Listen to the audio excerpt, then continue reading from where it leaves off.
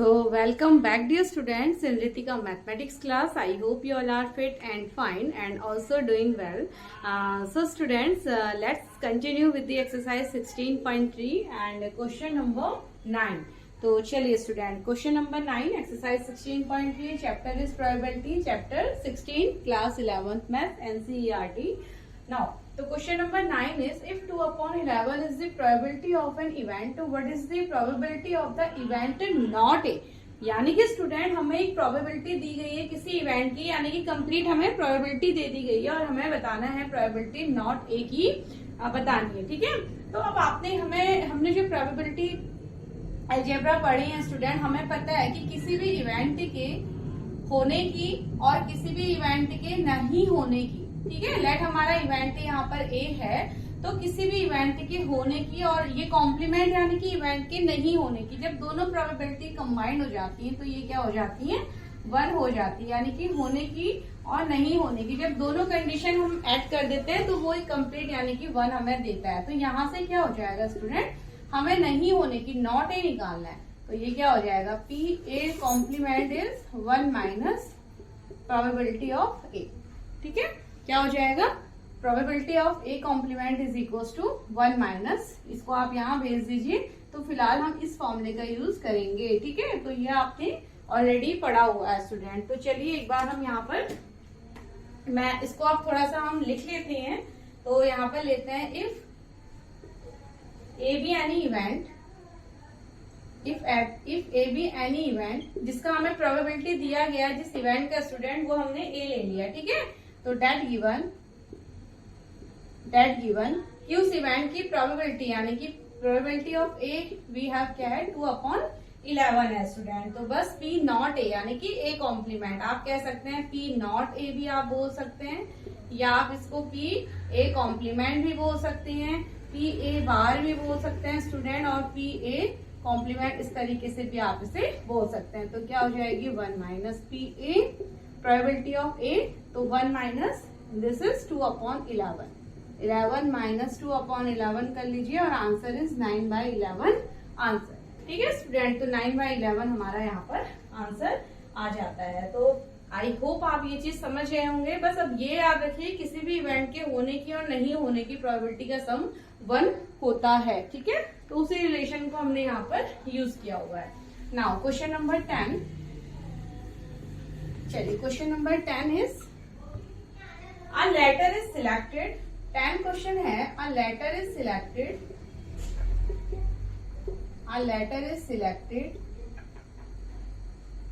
at random from the word, at random from the word, from the word है A S S A S S I N A T I O N. ठीक है, assassination. Find the probability that letter. To find the probability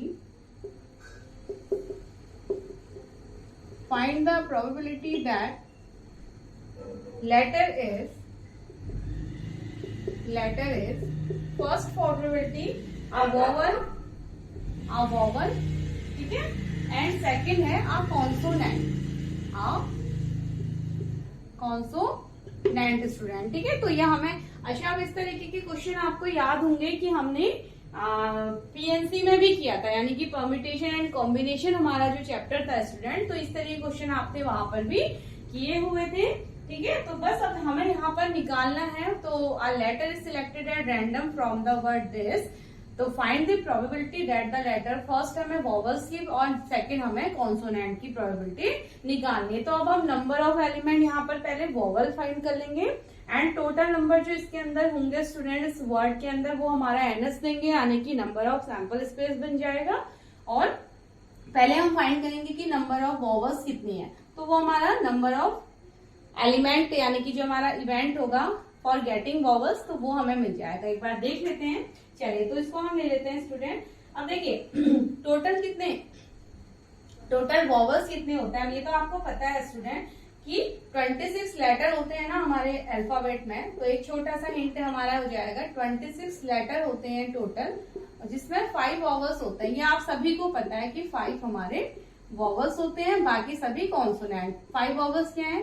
A, E, I, O and you. ठीक है, तो ये 5 vowels होते हैं। यहाँ से हमें ए, ई, आई, ओ, यू फाइंड करना है स्टूडेंट, और उसके अलावा जो भी वर्ड्स होंगे वो हमारे क्या हो जाएंगे? कॉन्सोनेंट हो जाएंगे। ठीक है, तो चलिए, तो अब गिवन वर्ड क्या है हमारा? ये आपका सॉल्यूशन का पार्ट नहीं है, बस एक जनरल सा आपके पास एक जनरल बेसिक सी मैंने यहाँ पर बात बताई है आपको। ठीक है, तो गिवन वर्ड है स्टूडेंट एसेसिनेशन। एसेसिनेशन, ठीक है। अब काउंट कर लीजिए, टोटल कितने? 1 2 3 4 5 6 7 8 9 10 11 12 13, यानी कि टोटल इसमें 13 वर्ड्स हैं स्टूडेंट। ठीक है, टोटल 13 वर्ड्स किसका काम करेगा? वो हमारा काम करेगा एनएस का, यानी कि टोटल नंबर ऑफ वर्ड्स क्या है? Total number of words equal to represent करते हैं एनएस से, और वो है 13 स्टूडेंट। अब हम फर्स्ट पार्ट को फाइंड करेंगे। ठीक है, तो नंबर ऑफ वॉवल्स कितने हैं हमारे? देखिए, number of vowels, number of vowels यानी कि ए, आई, ओ, यू। तो ए कितने हैं? 1 2 3 हमारे ए हैं, तो 3 स्टूडेंट यहाँ पर ए आ गए प्लस। ठीक है, क्योंकि हमें केवल यहाँ पर नंबर ऑफ फाइंड करना है। आई, आई कितने हैं? 2 यहाँ पर आई हैं प्लस ओ कितना है? 1 ओ है। ओ भी हमारा वॉवल है, उसके अलावा देखिए ना ई भी नहीं है और ओ यू भी नहीं है स्टूडेंट, तो यही वॉवल्स हमें यहाँ पर वर्ड में मिलते हैं। तो टोटल कितने हो गए वॉवल्स? 3 5 और 6 वॉवल्स, यानी कि नंबर ऑफ वॉवल्स हमारे यहाँ पर 6 हो जाते हैं स्टूडेंट। ठीक है, तो इसको हम कह सकते हैं जो हमारा इवेंट ई है उसमें टोटल नंबर ऑफ वॉवल्स 6 है।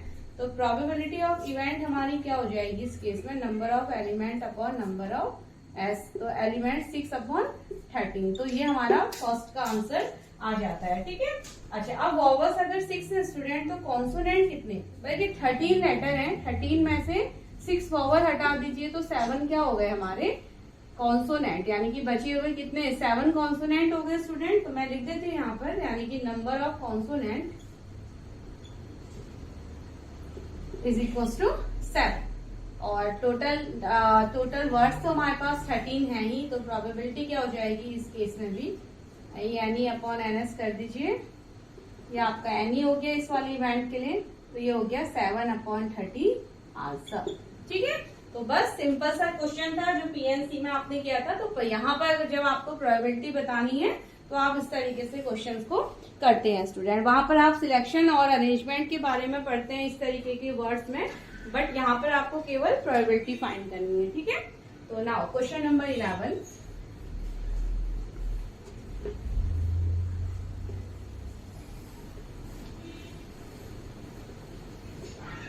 तो चलिए, question number 11 is in a lottery person choose 6 different. एक बहुत अच्छा क्वेश्चन आ रहा है student. In a lottery a person choose 6 different natural number।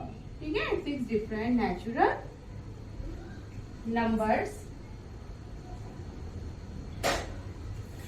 at random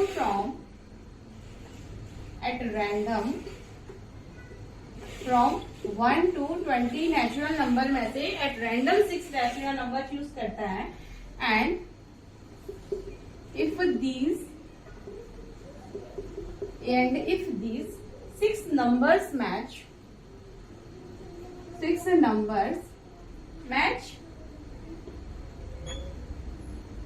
with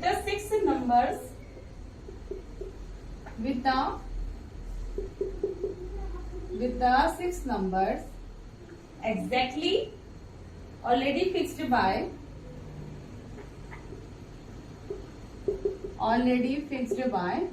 lottery committee जो है अपनी है। ठीक है, already fixed by lottery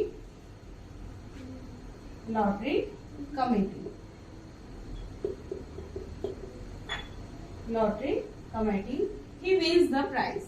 he wins the prize। What is the probability of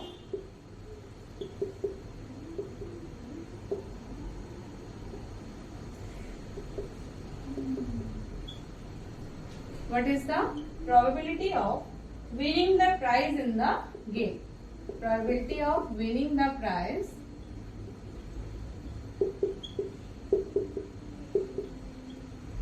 in the game. ठीक है student, तो ये हमारा यहाँ पर क्वेश्चन आता है. तो ये है, in a lottery a person choose 6 different natural number at random from 1 to 20 and if these 6 match with the 6 numbers already fixed by lottery committee, he wins the prize. What is the probability of winning the prize? कहने का means क्या है student, कि हमारे पास देखिए 20 natural number हैं. 1 2 3 6 7 8 9 10 11 12 13 14 15 16 18 19 and 20, यानी कि 20 हमारे पास नेचुरल नंबर में से 6 एनी रैंडम नंबर हमें सिलेक्ट करना है. ठीक है, तो एक लॉटरी में यानी कि कोई पर्सन क्या करता है, ये 20 नेचुरल नंबर में से स्टूडेंट कोई भी 6 नेचुरल नंबर रैंडम सिलेक्ट करता है. ठीक है, अब यहाँ लॉटरी में कोई 6 नंबर लिखे गए हैं 3 4 5 6. ठीक है, लॉटरी में कोई 6 नंबर लिखे गए हैं, तो अगर उस पर्सन के थ्रू यानी कि जो 6 नंबर वो चूज करता है वो एग्जैक्ट मैच कर जाते हैं इन 6 नंबर से जो ऑलरेडी लॉटरी कमेटी वालों ने पहले से विनर के लिए डिसाइड किए हुए हैं स्टूडेंट. ठीक है, यानी कि वो 6 नंबर अगर मैच कर जाते हैं चूज किए हुए 6 नंबर में से, तो वो पर्सन क्या करेगा, लॉटरी को विन कर जाएगा स्टूडेंट. तो हमें इस कंडीशन में प्रोबेबिलिटी बतानी है. ठीक है, तो अब देखिए यहाँ पर केस क्या हो रहा है, सिलेक्शन आपने अगेन देखिए, थोड़ा जब आप प्रोबेबिलिटी करते हैं स्टूडेंट, तो हमारा यहाँ पर पीएनसी भी थोड़ा सा क्लियर होना चाहिए. ठीक है, पीएनसी भी आप लोगों का को आना चाहिए, परम्यूटेशन एंड कॉम्बिनेशन वाला चैप्टर. अब यानी कि 20 नंबर में से रैंडम हमें सिलेक्ट करने हैं 6 नंबर. ठीक है, रैंडम 6 तो आपको याद होगा स्टूडेंट कि हम सिलेक्शन की बात हो रही है तो हम कॉम्बिनेशन का यूज करते थे. तो टोटल नंबर यानी कि फॉर्मूला क्या होता था, यहाँ पर कॉम्बिनेशन का फॉर्मूला होता था एनसीआर. तो कहने का मीन्स है कि यहाँ पर सैंपल स्पेस क्या हो जाएगा, इस कंडीशन में सैंपल स्पेस क्या हो जाएगा कि हम कॉम्बिनेशन को यूज करेंगे. 20 नंबर में से पर्सन जो है कोई भी 6 नंबर चूज करता है. ठीक है, तो 20C6 यानी कि 20 नंबर में से जो पर्सन है वो सिलेक्ट कर रहा है कोई भी 6 नंबर को यहाँ पर से, तो ये हो जाएगा हमारा सिलेक्शन यानी कि नंबर ऑफ सैंपल स्पेस ये बन जाएगा. अब देखिए यानी कि वो कोई भी 6 उठा लेगा. लेट्स शुरू पहले उसने ये 6 उठा लिया, फिर उसने ये 6, यानी कि कोई भी 6 उठाएगा लेकिन जीतेगा केवल एक ही में, यानी कि जो एग्जैक्ट है इस नंबर से मैच करेगा लॉटरी कमेटी वाले नंबर से, यानी कि जीतने की जो विनिंग प्रोबेबिलिटी होगी स्टूडेंट वो तो केवल 1 ही होगी. ठीक है, वो 6 नंबर जब निकल के आएंगे जो लॉटरी कमेटी ने डिसाइड किए, जीतेगा तो वो तभी. तो यानी कि नंबर ऑफ एलिमेंट ई क्या हो गया यहाँ पर, वो हो जाएगा इवेंट के लिए जो हमारी यानी कि जो पॉसिबिलिटी है फेवरेबल आउटकम्स होगा वो इस केस में ओनली 1 ही होगा. वो 1 क्या होगा, वो 6 नंबर जो इस लॉटरी से मैच करके मिलेंगे तभी वो विन होगा स्टूडेंट. तो हमें विनिंग प्रोबेबिलिटी बतानी है. ठीक है, तो फिलहाल हम यहाँ पर कॉम्बिनेशन का यूज करते हुए एंड देन फिर हम अपनी प्रोबेबिलिटी फाइंड करेंगे स्टूडेंट. तो जो बेसिक सा कॉन्सेप्ट है वो आई होप आपको यहाँ पर समझ में आया होगा. तो चलिए इस बात को अब हम थोड़ा सा यहाँ पर सॉल्यूशन में डाल देते हैं. ठीक है, तो ये है स्टूडेंट. अब आपको आप देखिए मैं यहाँ कॉम्बिनेशन लगा रही हूँ, आपको याद होगा कि from and distinct object.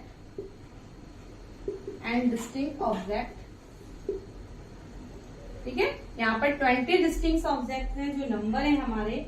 Are object can be selected. अब सिलेक्शन की बात थी तो हम क्या लगाते हैं स्टूडेंट, एनसीआर फॉर्मूला, यानी कि ये हम यहाँ पर लगाते हैं. ठीक है, तो ये बेसिक सी एक लाइन है, बेसिक सी बात है जो मैंने आपको बता दी है. वापस हम एक बार कॉम्बिनेशन में आए हैं यहाँ पर, तो एनसीआर का यूज हम करेंगे स्टूडेंट. ठीक है, तो अब हम लिखते हैं कि 6 numbers out of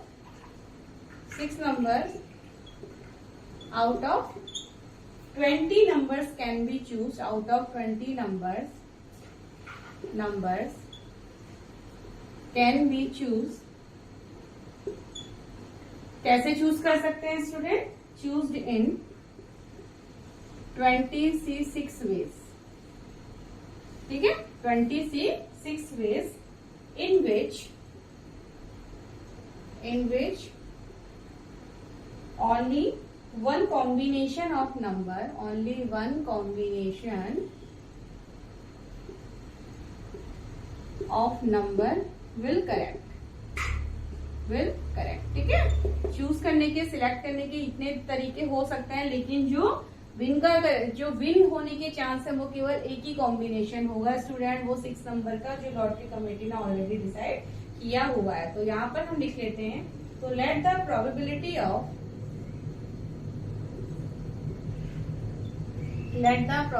of winning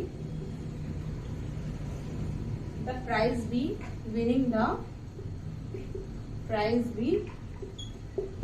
ई, ठीक है। तो प्रोबेबिलिटी ऑफ प्राइज विनिंग का मैंने ई ले लिया, डेट इज, मेरे पास क्या हो गया इसका मतलब, तो इवेंट यानी कि नंबर ऑफ एलिमेंट तो यहाँ पर 1 ही होंगे जो विनिंग के लिए होंगे, तो ये हो गया स्टूडेंट हमारा 1, ठीक है। और एनएस कितना हो गया, टोटल नंबर ऑफ वेज कितने हो गए, जो सिलेक्शन के वेज हैं वो क्या हो गए यहाँ पर 26, ठीक है। तो 1 ये हो गया, 26 ये हो गया, तो यहाँ से प्रोबेबिलिटी ऑफ इवेंट क्या निकल आती है,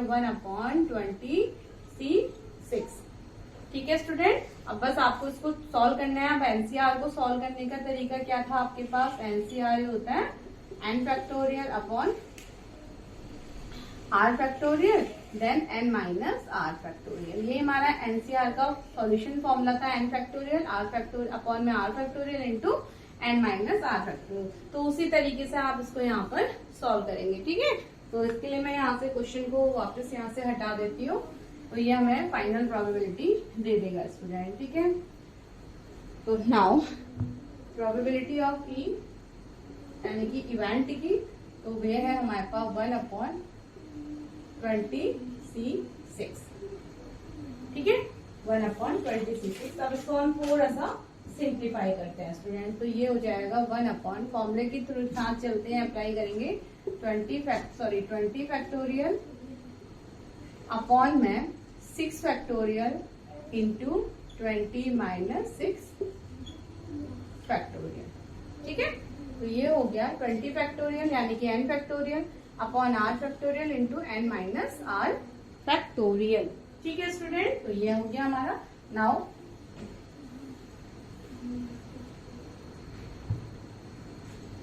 तो ये हो गया 1 factorial upon 20 factorial upon 6 factorial into 20 minus 6 यानी कि 14, ठीक है। तो 14 फैक्टोरियल ये हमारा हो गया। अब देखिए ये 1 अपॉन में सब कुछ जा रहा है, तो ये टर्म हमारी ऊपर आ जाएगी स्टूडेंट, ठीक है। 6 फैक्टोरियल और 14 फैक्टोरियल हमारा न्यूमरेटर में चला जाएगा, 20 फैक्टोरियल डिनोमिनेटर में रहेगा। तो ये हो गया 6 factorial into 4 factorial upon 20 factorial. Now open this, तो 6 इंटू 5। अब फैक्टोरियल आपको याद होगा स्टूडेंट, बस इसको मैं यहाँ से इरेज कर देती हूँ नाउ। अब हमें इसे कैलकुलेट करके देन इसका आंसर फाइंड कर लेंगे, ठीक है। अब n फैक्टोरियल यानी कि जैसे हमारे पास अगर आपको याद होगा n फैक्टोरियल क्या होता है, n माइनस 1 फैक्टोरियल, ठीक है, या n minus 1 n minus 2 factorial. मतलब एक एक नंबर आपको ओपन करना होता है प्रीवियस वाला, ठीक है। जैसे 11 फैक्टोरियल है तो क्या हो जाएगा 11 into 10 into 9 into 8 into 7 into 6 into 5 into 4 3 यानी कि अप टू 1 तक आपको इस तरीके से ओपन करना होता है। ये n फैक्टोरियल की जनरल फॉर्म होती है स्टूडेंट, यानी कि आप प्रीवियस टर्म के साथ अप टू 1 तक पूरा ओपन करेंगे, तो वही मैं यहाँ पर करूंगी, ठीक है। तो ये क्या हो जाएगा, देखिए थोड़ा सा हमें वापस यहाँ स्पेस चाहिए, तो 6 फैक्टोरियल यानी कि 6 into 5 into 4 into 3 into 2 into 1, 4 का मतलब 4 इंटू 3 इंटू 2 इंटू 1, दोनों फैक्टोरियल हमने ओपन कर लिए। 20 क्या हो जाएगा। अब देखिए स्टूडेंट यहाँ पर हम क्या कर सकते हैं, कुछ हमें यहाँ पर टर्म्स हम काट पीट भी सकते हैं, राइट। नाउ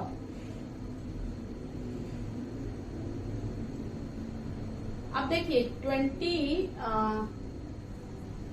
14 फैक्टोरियल है, ठीक है, ये 14 फैक्टोरियल है स्टूडेंट, 4 नहीं है 14 फैक्टोरियल है। तो मैं इसको 14 फैक्टोरियल अभी लिखूंगी, क्योंकि मैं इसको 20 फैक्टोरियल से कट कर दूंगी।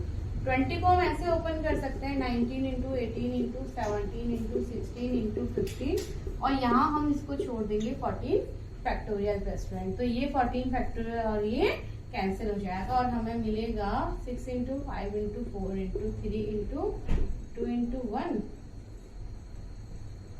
20 into 19 into 18 into 17 into 16 into 15। ठीक है, तो ये आप सॉल्व कर लीजिएगा स्टूडेंट, और ये हमें फाइनल आंसर यहाँ पर देगा। ठीक है, तो देखिए ये कुछ टर्म्स तो फिलहाल हमारे कैंसिल आउट भी हो जाएंगे यहाँ से, यानी कि न्यूमिरेटर तो आपको जैसे आप ये 5 4 या 4 से 4 कट कर लीजिए। ठीक है, 3 6 या 6 से 6 कट हो गया, एंड 2 से 2 भी कट हो जाएगा, 2 1 या 2, 2 4 जा 16। ठीक है स्टूडेंट, तो यानी कि 1 अपॉन समथिंग आपका आएगा। तो चलिए इसको पूरा ही हम एक बार कैलकुलेट कर लेते हैं। फिलहाल हमारे पास रहता है 19 इंटू 17 इंटू 4 इंटू 15। ठीक है स्टूडेंट, तो सारा कुछ कैंसिल हो गया, और डिनोमिनेटर पे रहता है 9, 19, 17, 4 इंटू 15। नाउ इसको आप मल्टीप्लाई करेंगे तो फाइनल आपको जो आंसर मिलेगा वो मिलेगा 38760। ठीक है, 8760 और 3, ये आपका आंसर यहाँ पर मिलना है स्टूडेंट। ठीक है, तो चलिए इसको भी आप यहाँ से नोट डाउन कर लीजिएगा।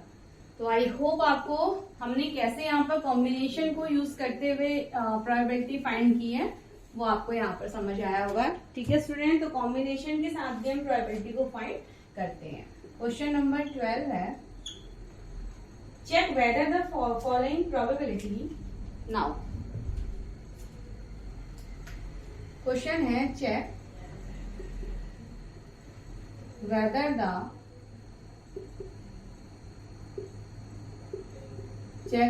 The following probability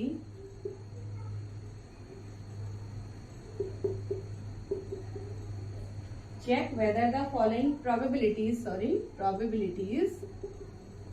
PA and PB are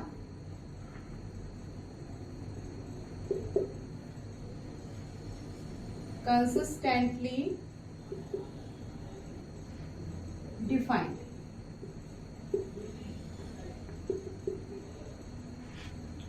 first है probability of A we have 0.5, probability of B is equal to 0.7, and it is given probability of A intersection B भी हमें दिया गया student, and it is 0.6। Now इसका second part है probability of A, it is 0.5, probability of B 0.4, and probability of A union B it is 0.8। ठीक है student, तो अब हमें चेक करना है, check whether the following PA PB are consistently defined. Consistently defined का मतलब क्या होता है स्टूडेंट, ये मैं आपके लिए यहाँ पर लिख देती हूँ। फॉर दो प्रोबेबिलिटी कंसिस्टेंटली डिफाइंड कब होती है, जब उनका इंटरसेक्शन लेस और इक्वल होना चाहिए इन दोनों के सम के, यानी कि मैं यहाँ पर लिख देती हूँ for consistent P intersection D must be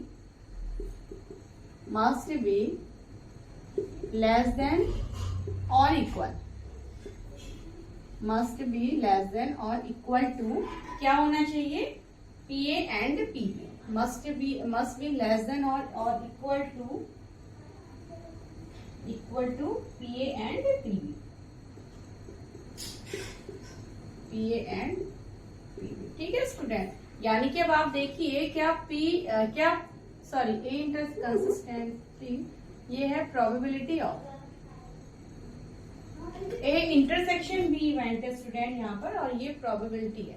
अब हमें क्या देखना है कि फॉर कंसिस्टेंट प्रोबेबिलिटी कंसिस्टेंट है या नहीं, उसके लिए हमें देखना होगा क्या पी इंटरसेक्शन बी या तो लेस होना चाहिए स्टूडेंट, ठीक है, लेस या इक्वल होना चाहिए पीए एंड पीबी के इंडिविजुअल प्रोबेबिलिटी जो हमारे दोनों इवेंट्स की है उनसे। ठीक है, तो अब हम देख लेते हैं। तो हम देख लेते हैं यहाँ पर। देखिए तो पी ए इंटरसेक्शन भी यहाँ 0.6 है और पी ए हमारा 0.5 है और यहाँ पर यानी कि देखिए ये लेस होना चाहिए स्टूडेंट। तो क्या इस कंडीशन में लेस है? पी ए की प्रोबेबिलिटी कम है यानी कि ए इवेंट की प्रोबेबिलिटी यहाँ पर कम है और बी इवेंट की प्रोबेबिलिटी यहाँ पर इंटरसेक्शन से ज्यादा है। तो इस कंडीशन में ए वाले में तो ये कंसिस्टेंट नहीं है।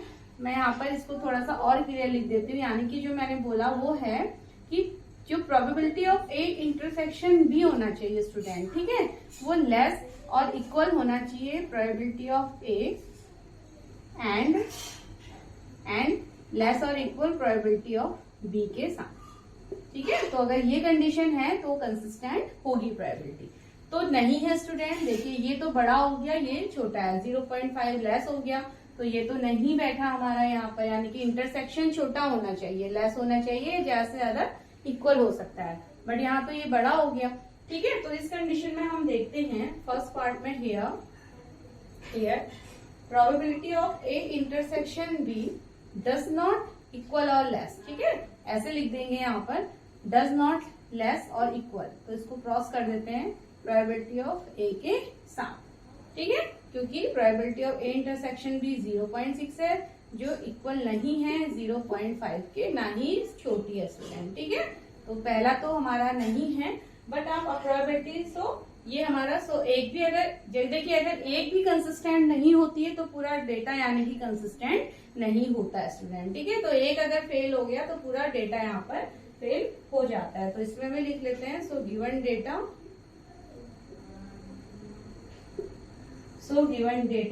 is not consistent, is not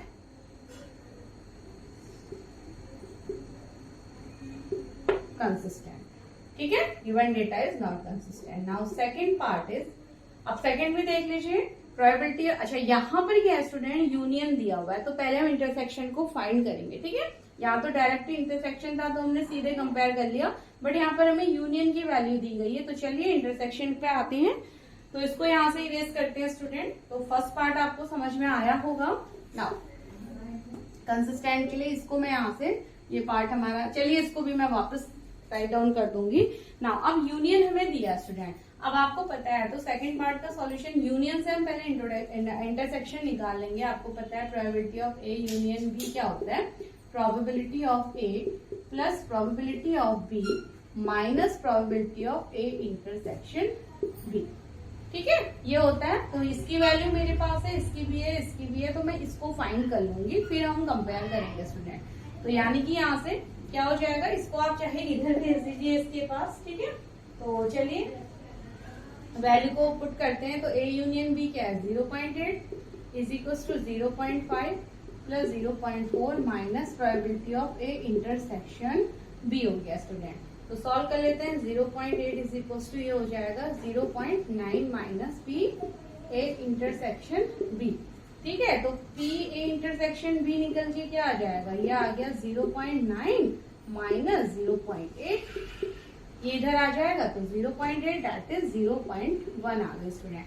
P A intersection B हमारे पास आ गया है 0.1, यानी कि हमने फाइंड कर लिया है स्टूडेंट कि पी ए इंटरसेक्शन बी क्या आ गया हमारे फॉर्मूले से 0.1, ठीक है, ये फिलहाल हमने फाइंड कर लिया। तो अगर आपको नहीं दिया जा रहा है, यूनियन दिया जा रहा है, then you can find by using the formula student, ठीक है।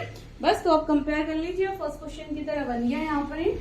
नाउ कंपेयर इट, तो क्या पी ए इंटरसेक्शन बी, देखिए बिल्कुल 0.1 दोनों से छोटा है, ये 0.5 है, 0.4 है स्टूडेंट, ठीक है।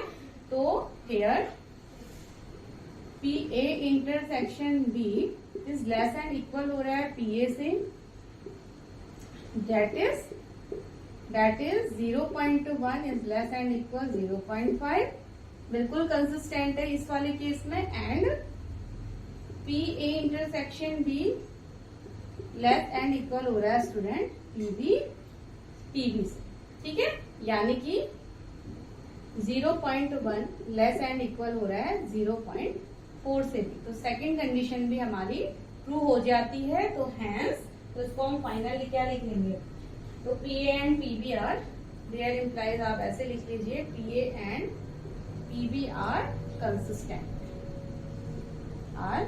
कंसिस्टेंट। ये पी भी हमारे कंसिस्टेंट हो जाते हैं स्टूडेंट। ठीक है, तो चलिए बस इतना सा था कंसिस्टेंट क्या प्रॉपर्टी, यहाँ पर याद रखिए, बाकी इजी सा क्वेश्चन हमारा होता है। ठीक है, चलिए now question number 13।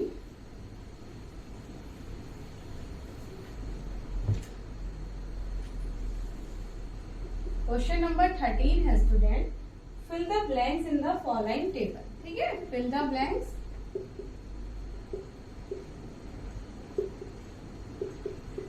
in the following table.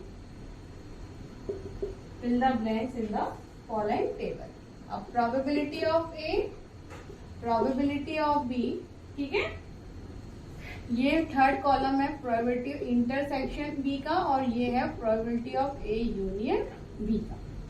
ठीक है, now this is A part, B part and C part. तो हमें यहाँ पर कुछ फिलअप्स करने हैं स्टूडेंट। तो ये हमें दिया है 1/3, 1/5, 1/15। ये ब्लैंक स्पेस है डी में, दिस इज 0.35। ठीक है, देन ब्लैंक 0.25 और ये है 0.6।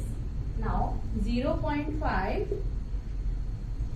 0.35 एंड देन ये ब्लैंक और 0.7। तो हमें ये ब्लैंक स्पेस को यहाँ पर भरना है स्टूडेंट। ठीक है, तो चलिए सॉल्यूशन स्टार्ट करते हैं। आपको बस प्रोबेबिलिटी की जो अलजेब्रा हमें फॉर्मूला यानी कि एडिशन थ्योरम प्रोबेबिलिटी की जो है वही हमें यहाँ पर अप्लाई करनी है स्टूडेंट। तो मैं लिख देती हूँ यूज फॉर्मूला।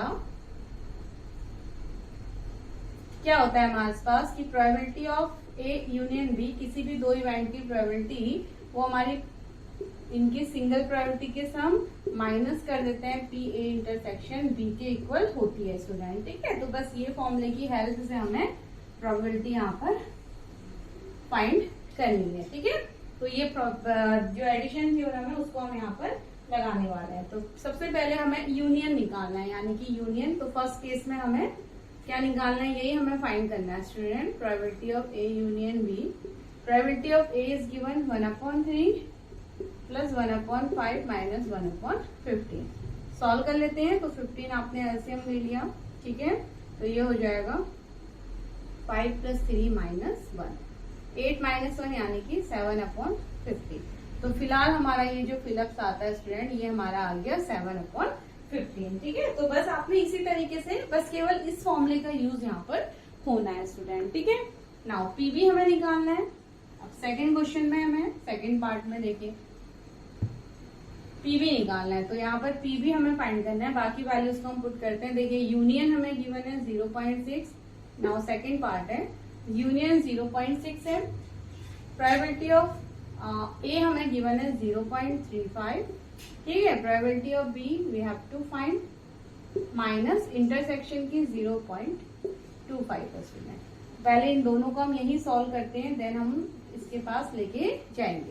तो 0.35 माइनस 0.25 क्या हो जाएगा स्टूडेंट, जल्दी से कैलकुलेट कीजिए। हो जाएगा हमारा 0. ये हो गया 10 प्लस प्रोबेबिलिटी ऑफ बी। ठीक है, तो पीबी क्या हो जाएगा यहाँ से 0.6 माइनस 0.10।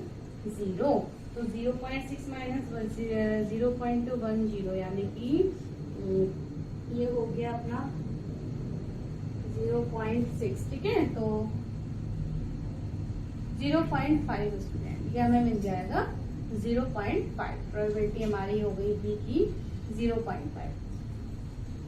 ठीक है, तो चलिए ये हमारा आ गया 0.5। Now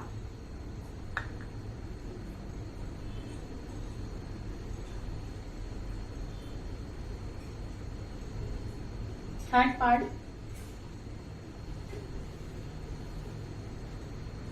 probability of A intersection B, यानी कि ये वाला पार्ट निकालना है स्टूडेंट। तो प्रोबेबिलिटी ए यूनियन हमें दी है 0.7, probability of A is 0.5 plus 0.35 minus probability of A intersection B हमारा निकल।